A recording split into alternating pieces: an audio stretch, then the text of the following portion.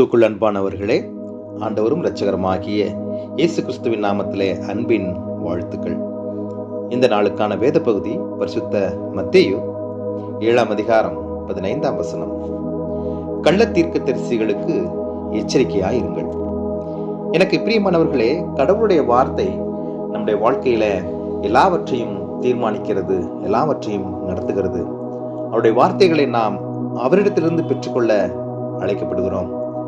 தீர்க்க தரிசனங்களும் ஆண்டவருடைய ஆலோசனைகளும் நமக்கு எவ்வித மறைவுமின்றி நேரடியாகவே நமக்கு வெளிப்படுத்த ஆண்டவர் ஆயத்தமாக இருக்கிறார்.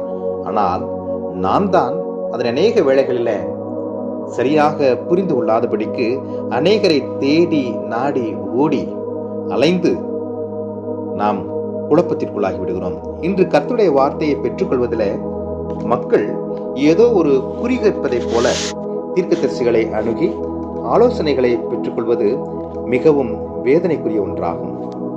இதனை பல கள்ள தீர்க்கதரிசிகள் தங்கள் சுயநலத்திற்காக, சுய லாபத்திற்காக பயன்படுத்திக் கொள்கிறார்கள். நாமும் அந்த தீர்க்கதரிசிகளை பற்றி முழுமையாக அறிந்து கொள்ளாமல் அவர்கள் சொல்லுகிற அனைத்தையும் நம்பி மோசம் போய்விடுகிறோம்.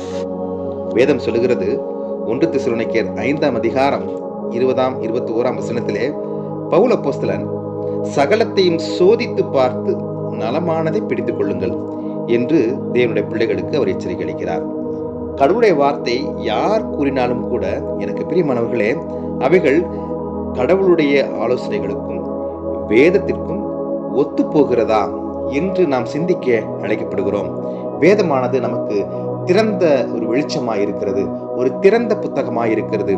யார் வேண்டுமானாலும் அதனை நாம் வாசித்து அதில் உள்ள ஆலோசனைகளை நேரடியாக பெற்றுக்கொள்ள முடியும். தேவனுடைய பிள்ளைகள் அதற்கு உதவியாக இருக்க வேண்டுமே அன்றி தவறான வழியில தங்கள் சுயநலத்திற்காக மக்களை பொல்லாத வழிகளில அழைத்து சென்று விடக்கூடாது. கிறிஸ்துவும் கூட இதனைத்தான் ஏறக்குறைய 14 முறை கள்ள தீர்க்கதரிசிகளை குறித்து நீங்கள் எச்சரிக்கையாயிருங்கள் என்று எச்சரிக்கின்றார். தீர்க்க தரிசனங்களை மட்டும் நாம் ஏற்றுக்கொள்ளாமல் அவை பரிசுத்த வேதாகமத்திற்கு ஒத்து போகின்றதா? அதன் மூலமாக தேவன் மகிமைப்படுகின்றாரா?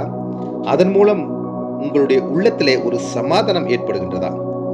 அதன் மூலம் குடும்ப உறவுகள் இணைக்கப்படுகின்றதா என்று நாம் சிந்திக்க அழைக்கப்படுகிறோம். அநேக தீர்க்கதரிசிகள் கொடுக்கிற தீர்க்க தரிசனங்கள் குடும்ப உறவுகளை பிரிப்பதாக இருந்தால், எனக்கு பிரியமானவர்களே, அது தீர்க்க தரிசனம் அல்ல என்பதை நாம் உணர்ந்து கொள்ள வேண்டும். கடவுள் எந்த ஒரு உறவையும், எந்த ஒரு நல்ல ஆலோசனைகளையும், எந்த ஒரு நற்பெயர்களையும் கெடுப்பதற்காக அவருடைய ஆலோசனை, அவருடைய தீர்க்க தரிசனம் நிச்சயமாகவே இருக்காது. அவர் எப்பொழுதும் எல்லாவற்றையும் ஒற்றுமைக்காகவும், நீதிக்காகவும், சமாதானத்திற்காகவுமே ஆண்டவருடைய தீர்க்க தரிசனங்கள் நம்முடைய வாழ்க்கையில கொடுக்கப்படுகின்றன. எனவே நலமானதை சோதித்து பார்த்து அதனை பிடித்துக் கொள்ள கர்த்தர் இந்த நாளில நமக்கு ஆலோசனை கொடுக்கின்றார். ஒவ்வொருவருடைய வாழ்க்கையிலும், தனிப்பட்ட வாழ்க்கையிலும் கடவுள் தீர்க்க தரிசனங்களை கொடுக்க ஆயத்தமாக இருக்கிறார். அவருடைய சந்நிதியில நம் ஜெபத்தோடு அதிகாலை பொழுதுல அமைதியான சூழ்நிலையில வேதம் வாசித்து நிதானமாக ஜெபித்து நிலைத்திருக்கின்ற வேளையில அவர் நம்மோடு கூட நேரடியாக பேசுவார். அவருடைய தீர்க்க தரிசனங்களும் அவருடைய ஆலோசனைகளும் நமக்கு நேரடியாக கிடைக்கும்.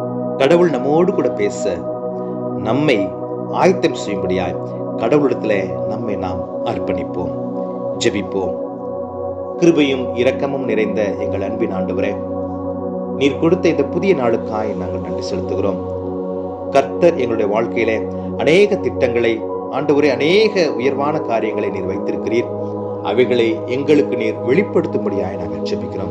இதனை கேட்டுக்கொண்டிருக்கிற ஒவ்வொரு பிள்ளைகளுடைய வாழ்க்கையிலும் ஆண்டவரே, நீர் நேரடியாக இடைப்படுவீராக. பொல்லாத ஆலோசனைகளை பொல்லாத மனிதர்கள் கொடுத்து அவர்களை தவறான வழிக்குள்ளாக அழைத்து சென்று விடாதபடி சரியான ஆலோசனைகளை, தீர்க்க தரிசனங்களை பிள்ளைகளுக்கு நீர் நேரடியாய் கொடுக்கும்படியாய் நாங்கள் ஜெபிக்கிறோம். ஒவ்வொருவரும் அதனை பெற்றுக்கொள்வதற்கு தங்களை ஆயத்தம் பண்ணிக்கொள்ள இந்த நாளிலே ஒவ்வொரு பிள்ளைகளுக்கும் நீர் கிருபை அளிக்கும்படியாய் மீட்பர் இயேசுவின் வழியாய் ஜெபிக்கிறோம் எங்கள் ஜீவனுள்ள பிதாவே. ஆமென்.